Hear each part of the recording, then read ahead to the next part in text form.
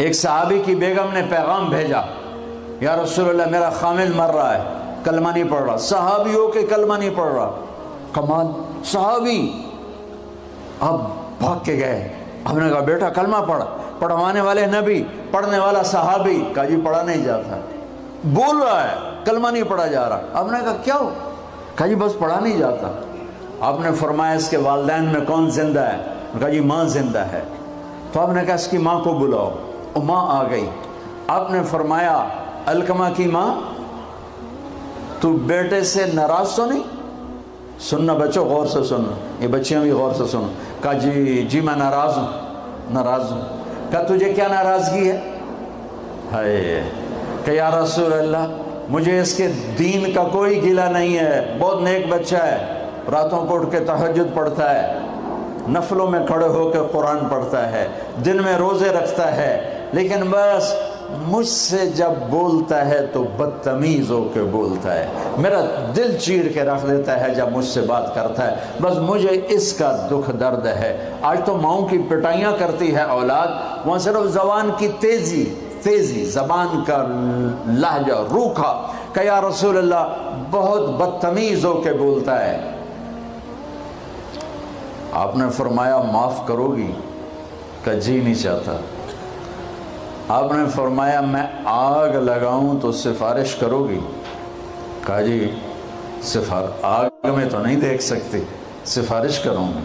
آپ نے فرمایا اگر تو نے معاف نہ کیا تو یہ مرتے ہی اللہ کی آگ میں جلے گا، اس کو صحابی ہونا بھی جہنم سے نہیں کوئی بچا سکتا۔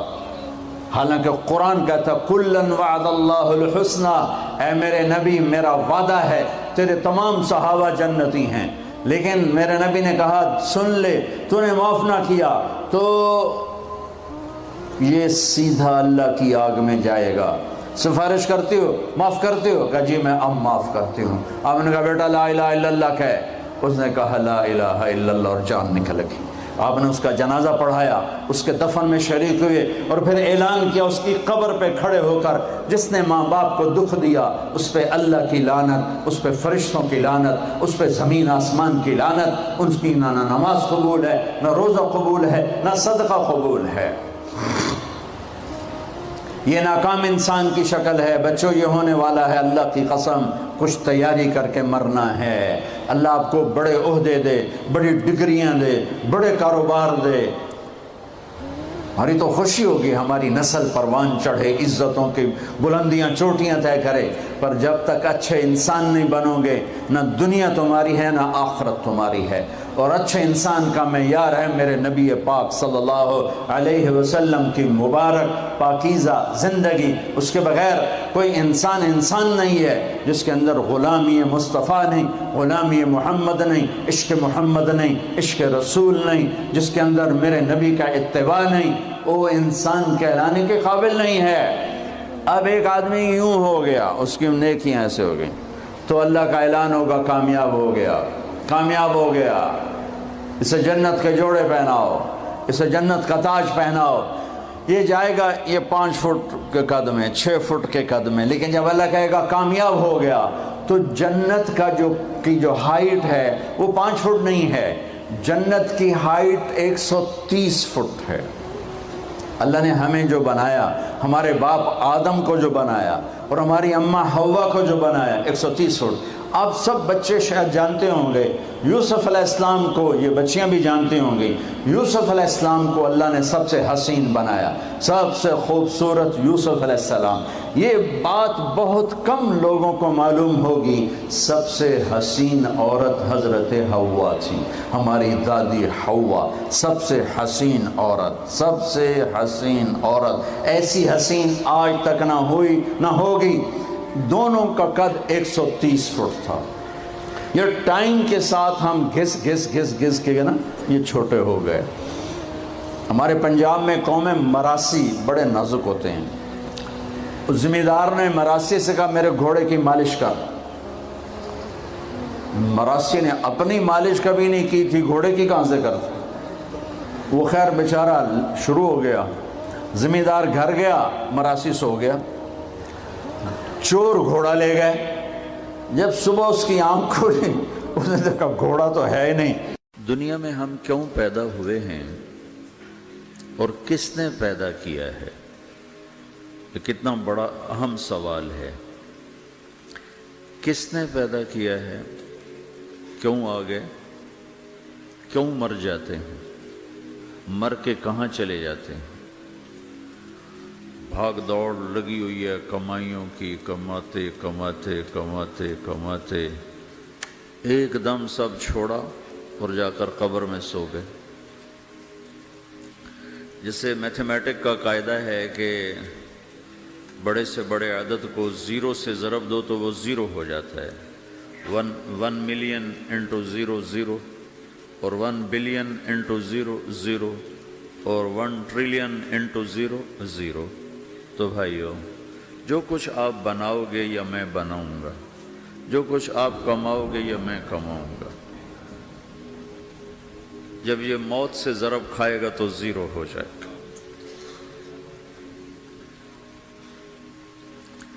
عزت، شہرت، دولت، بلندی انٹو موت زیرو، گمنامی، فقر، ذلت، پستی موت سے ضرب زیرو، حکومت، وزارت، صدارت موت سے ضرب لگی زیرو، جھونپڑا، بیماری، غربت ضرب موت زیرو۔ میں مکہ میں تھا جب ملک فہد مرحوم فوت ہوئے۔ ملک فہد کی بڑی خدمت ہے مسجد نبوی اور حرم کے لیے۔ تو عصر کے بعد جنازہ تھا غائبانہ، تو وہاں اعلان ہوتا ہے الصلاۃ علی المیت۔ جب وہ جنازہ ہوتا ہے تو کہتے ہیں بھائی میت کی نماز کے لیے سب تیار ہو جاؤ۔ تو میرے ذہن میں تھا کہ آج ان کا بادشاہ مرا ہے، اس کو کیا کہیں گے؟ تو عصر کے بعد میں کان کھڑے کر کے بیٹھا ہوا تھا کہ اب یہ کیا اعلان ہوگا۔ ہر نماز کے بعد تو ہم اعلان سنتے ہیں الصلاۃ علی المیت، مردہ کی نماز پڑھو بھائی۔ میں آج ملک فہد کا جنازہ ہونے لگا ہے تو کچھ تو لمبے چوڑے ساتھ ملائیں گے آگے پیچھے۔ تو بڑی حسرت ہوئی جب کانوں میں یہ آواز سنی الصلاۃ علی المیت، میت کی نماز۔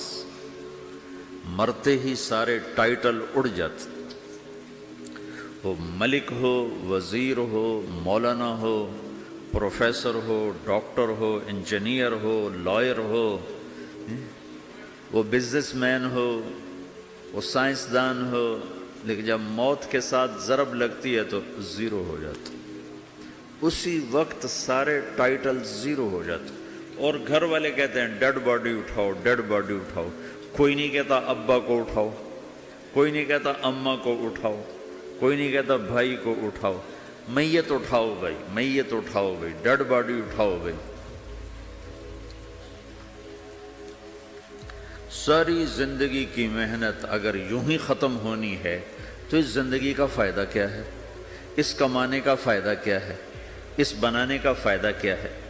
بنا بنا تھک گئے، کما کما تھک گئے، اور پھر مر کے جا کے اتنی سی جگہ میں جا کے سو گئے۔ اتنا بڑا گھر بنایا اور آخر میں جا کے اتنی سی جگہ میں جا کے سو گئے۔ مٹی کی چادر اوڑھی اور مٹی میں مٹی ہو کر قبر کا نشان بھی ختم ہو گیا۔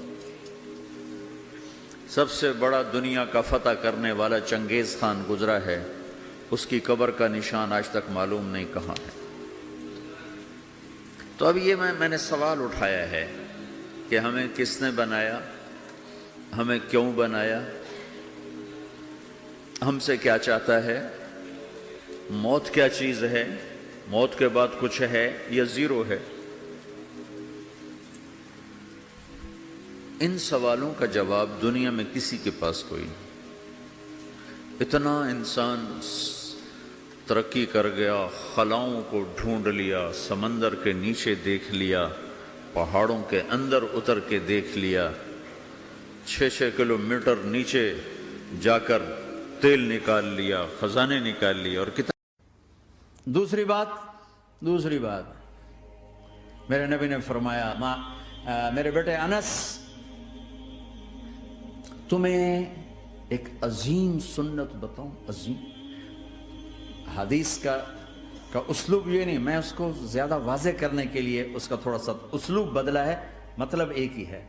मेरे बेटे अनस, तुम्हें हदीस पढ़ सुनाता हूं। या बुनय्या इन इस्तताअता अन तुस्बिह व तुमसिया वलैस फी क़ल्बिका ग़िश्शुन लिअहदिन फ़फ़अल थुम्मा क़ाल व ज़ालिका मिन सुन्नती व मन अहब्ब सुन्नती फ़क़द अहब्बनी व मन अहब्बनी कान मअय फ़िल जन्नह।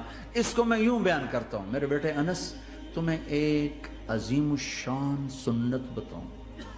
ज़ालिका का तर्जमा, मैं तुम्हें एक बहुत बड़ी सुन्नत बताऊं, बहुत बड़ी सुन्नत। हम तो जरा अभी नीचे नीचे चल रहे हैं। मेरे नबी ने कहा बड़ी सुन्नत बताओ। कहा या रसूल अल्लाह क्या? कहा सुबह शाम अपने दिल को लोगों के बुग़्ज़ से साफ कर दिया कर, साफ कर दिया कर, साफ कर दिया कर। जिस घर को सुबह शाम साफ किया जाए कितना वो चमकदार हो जाएगा। जिस कपड़े को सुबह शाम धोया जाए, प्रेस किया जाए, कितना चमकने लग जाएगा।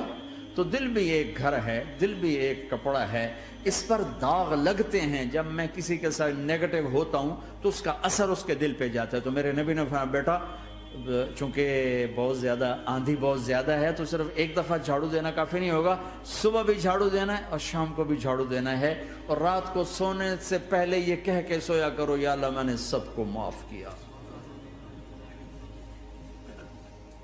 कोई माफी मांगने आ जाए तो देर न करना, फौरन माफ करना। और तुमसे खता हो जाए तो माफी मांगने में देर न करना। कोई तुमसे ज्यादती हो जाए तो माफी मांगने में देर न करना।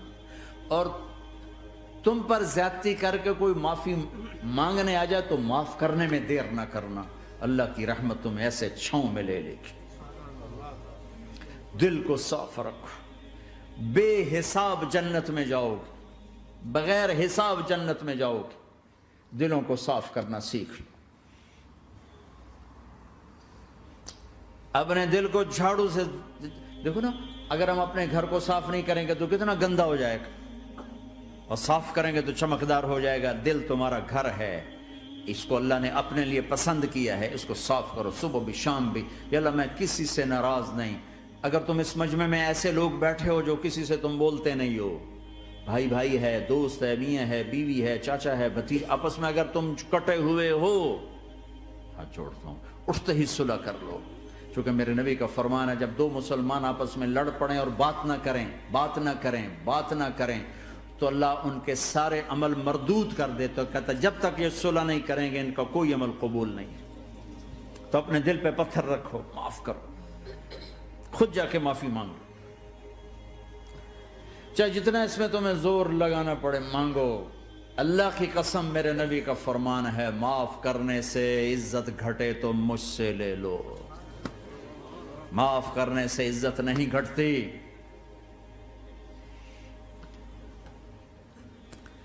है एक बच्चे ने माफी मांगी और माँ उसको कह रही, तू इतना बेगैरत हो गया है कि तूने माफी मांगी।